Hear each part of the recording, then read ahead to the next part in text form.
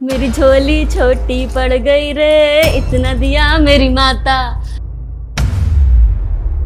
मेरी झोली छोटी पड़ गई रे, इतना दिया मेरी माता। प्रणाम बाबा। मैडम ये आप क्या दे रही हैं? मैडम पैसा? बाबा अब और क्या चाहिए, भिक्षा मांगने ही तो आए थे आप, आपको भिक्षा मिल गई, अब और क्या चाहिए। देखिए बाबा जी, डब्बा भर करके मैंने आपको चावल दे दिए हैं, अब इसके अलावा मैं आपको कुछ नहीं दे सकती। अब इसके अलावा क्या मैं आपको प्रॉपर्टी नाम कर दूं, घर बार भी आपको ही दे दूं क्या? लगता है आपका इस डिब्बे भर चावल में कुछ हो नहीं रहा है, तभी आप ऐसी ऐसी बातें बना रहे हो। मैडम पक्का आप ये भिक्षा दे रही हैं मुझे? बाबा चावल दे रही हूँ आपको, और कुछ नहीं दे रही हूँ जो आप ऐसे देख रहे हो। बाबा नहीं चाहिए क्या? भिक्षा चाहिए थी ना आपको, तो भिक्षा दे दी मैंने। देखिए आप मेरी बात सुन ही नहीं रही हैं।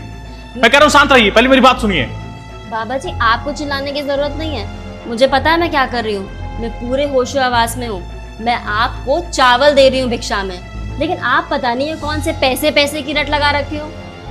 बाबा जी आपको नहीं चाहिए तो आप बता दीजिए, मुझे वापस कर दीजिए।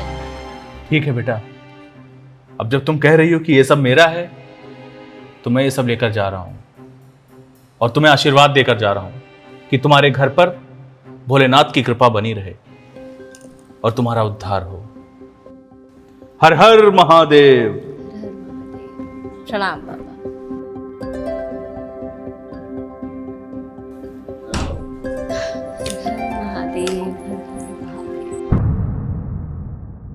ये क्या किया तुमने? भिक्षा दी बाबा को, और क्या किया। वो तो ठीक है, भिक्षा में क्या दिया? चावल दिए, पूरे डिब्बे भर के चावल दिए, लेकिन वो खुशी नहीं हो रहे थे, उनको तब भी लग रहा था पता नहीं क्या दिक्कत है। तुमने चावल नहीं दिया है, बल्कि चावल के जगह पैसे दिए हैं। अब तुम भी मुझसे वही कह रहे हो जो बाबा कह रहे थे। अब मुझे इतनी भी अकल नहीं है क्या कि चावल और पैसे कैसे दिखते हैं। मैंने उनको चावल ही दिए, डिब्बा भर के चावल।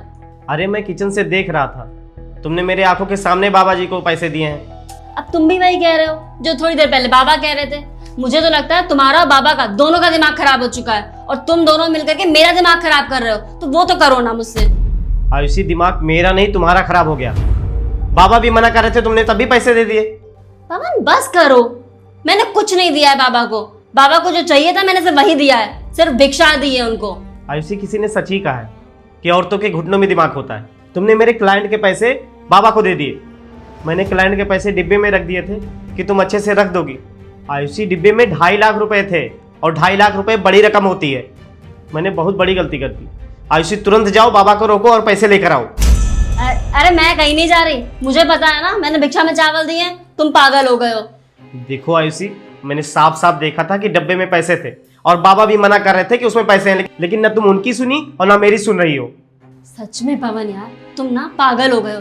तुम अंदर बैठो, मैं तुम्हारे लिए शरबत बना करके लाती हूँ। पागल मैं नहीं, पागल तुम हो। तुम ऐसे नहीं मानोगी, मुझे जाना पड़ेगा। रुको रुको रुको रुको, कहीं जाने की जरूरत नहीं है।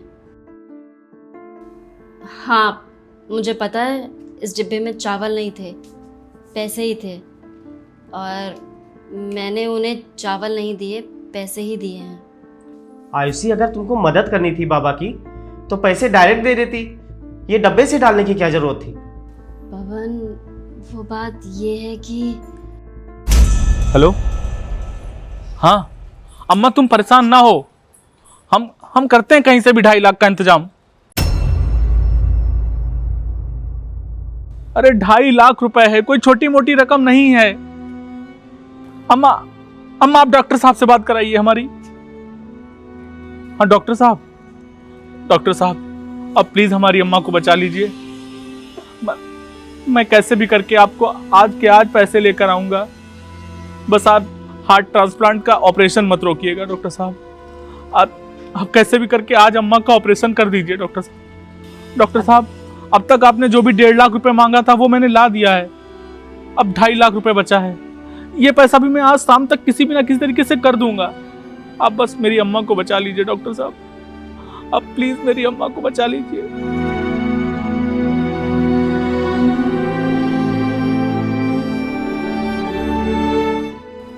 कहां से लाएंगे हम 2.5 लाख रुपए?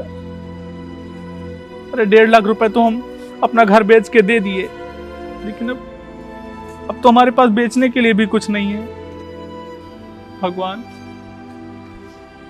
अब बस तू ही सहारा है।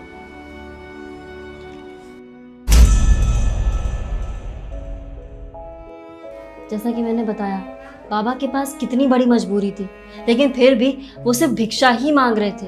वो इससे ज़्यादा कुछ नहीं मांग रहे थे। अगर हम उन्हें 2.5-3 लाख रुपए ऑफर भी करते ना तो वो कभी ना लेते। वो केवल 500,000 रुपए ही लेते।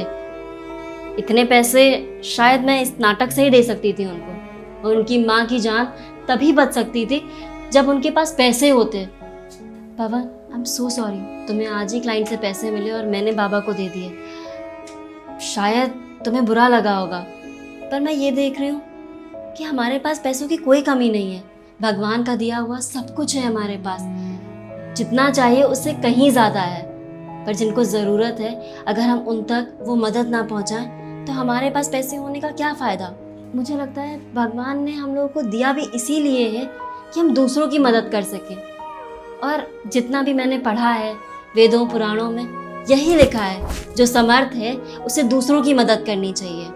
और हम उतने मजबूत और समर्थ हैं कि हम दूसरों की मदद कर सकते हैं। हाँ हाँ ठीक है महारानी, अब पैसे दे दिए तो ज़्यादा लेक्चर देने की ज़रूरत नहीं है, बहुत बोलती हो तुम। और वैसे भी 2.5 लाख रुपए चले गए, कोई बात नहीं। आज ही मैंने क्लाइंट से 11 लाख रुपए कमाए हैं। और तुम सच कह रही हो कि गरीब की मदद करनी चाहिए, किसी ज़रूरतमंद की मदद करनी चाहिए। मैं बहुत लकी हूँ कि तुम जैसी पत्नी मुझे मिली।